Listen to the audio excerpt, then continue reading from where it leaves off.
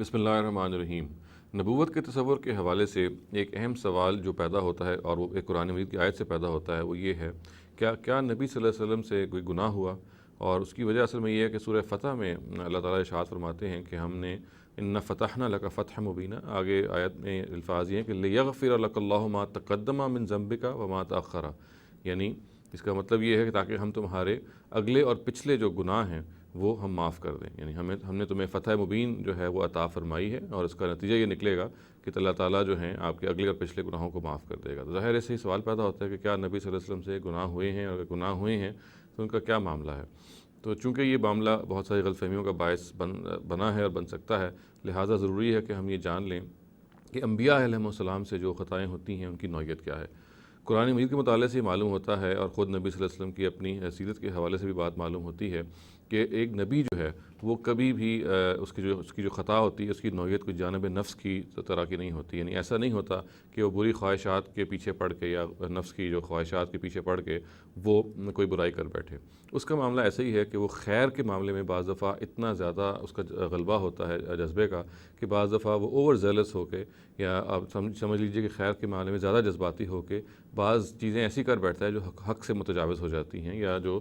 Balance کی جو attitude ہے، بیلنس ایٹیٹیوڈ اس سے زیادہ متجاوز ہو جاتی ہیں۔ تو اللہ تعالیٰ پھر وہاں پہ کریکٹ کر دیتے ہیں ایک نبی کو، اور اس کی وجہ بھی ہوتی ہے کیونکہ ایک نبی کو اپنی امت کے لیے، اپنی قوم کے لیے نمونہ بننا ہوتا ہے، تو یہ ضروری ہوتا ہے کہ بتا دیا جائے کہ اگر آپ کہیں حق کے معاملے میں تجاوز کر رہے ہیں، یعنی اگر آپ جانب حق میں بھی کوئی اگر معاملہ ایسا کر رہے ہیں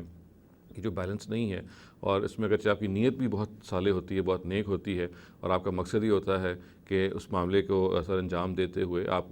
جو آپ کے سامنے اوور آل آبجیکٹیو ہے اس کو صحیح طرح سے اچیو کریں، تو اللہ تعالیٰ جب یہ دیکھتے ہیں کہ اس معاملے میں کوئی تجاوز ہو رہا ہے تو آپ کو کریکٹ کر دیتے ہیں۔ اس کی ہم چند مثالیں بڑی واضح طریقے پہ قرآن میں دیکھ سکتے ہیں۔ مثال کے طور پہ دیکھیے کہ نبی صلی اللہ علیہ وسلم نے ایک موقع پہ یہ معلوم ہوتا ہے سورہ تحریم میں کہ اپنے اوپر کچھ چیز ممنوع قرار دے دی، یعنی آیت کے الفاظ تو یہ ہیں کہ انہوں نے بعض چیزیں ممنوع قرار دے دیں، اور قرآن یہ کہتا ہے کہ لما تحرم ما احل اللہ لک، یعنی آپ نے اپنے اوپر وہ کیوں ناجائز قرار دے دیا جو اللہ تعالیٰ نے آپ کو جائز قرار دیا تھا۔ اور چنانچہ چونکہ آپ کو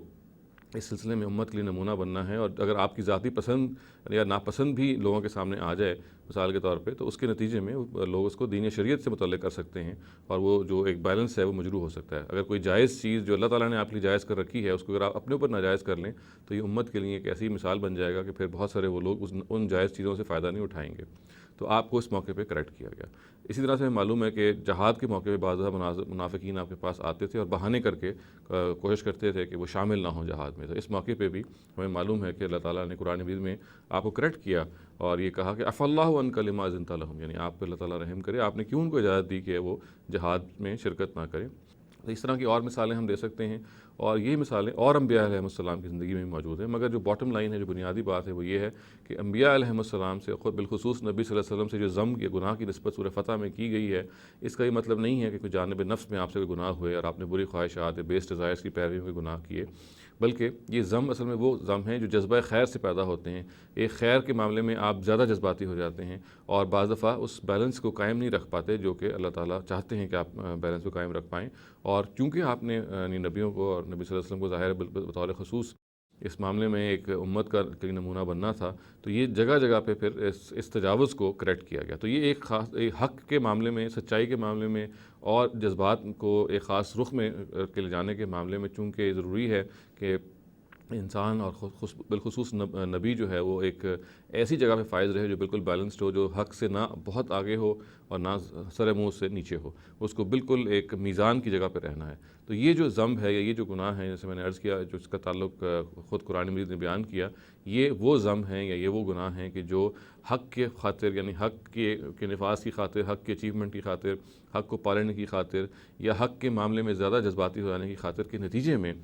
بعض دفعہ انبیاء علیہ السلام سے سرزد ہوتے ہیں، اور اللہ تعالیٰ کی طرف سے پھر ان کی کریکشن بھی آ جاتی ہے، اور وہ کریکشن ہم ان سارے مقامات پہ دیکھ سکتے ہیں کہ بڑی محبت آمیز کریکشن ہوتی ہے۔ ایسے ہی کریکشن ہوتی ہے کہ جیسے انسان بہت پیار اور محبت سے ایک استاد اپنے شاگرد کو کہتا ہے کہ بھئی آپ نے یہ کام کیوں کیا، اس کا تو آپ سے تقاضا بھی نہیں تھا، یہ تو آپ نے اپنے سے بڑھ کے اپنی معاملے سے اپنے آپ کو ضیق میں ڈال کے اپنے آپ کو پریشان کر کے آپ نے یہ معاملہ کر لیا، یا آپ کے اس معاملے کے نتیجے میں دیکھیں فلاں فلاں چیزیں وجود میں آ سکتی ہیں جو کہ باعث خیر نہ ہوں باقیوں کے لیے، اور چونکہ آپ کو نمونہ بننا ہے امت کے لیے، لہٰذا یہ معاملہ اس طرح سے نہیں ہونا چاہیے۔ تو یہ بالکل ایک لونگ افیکشن کے طریقے پہ ایک محبت آمیز اللہ تعالیٰ کی طرف سے پھر ایک ریمارک ہوتا ہے، ایک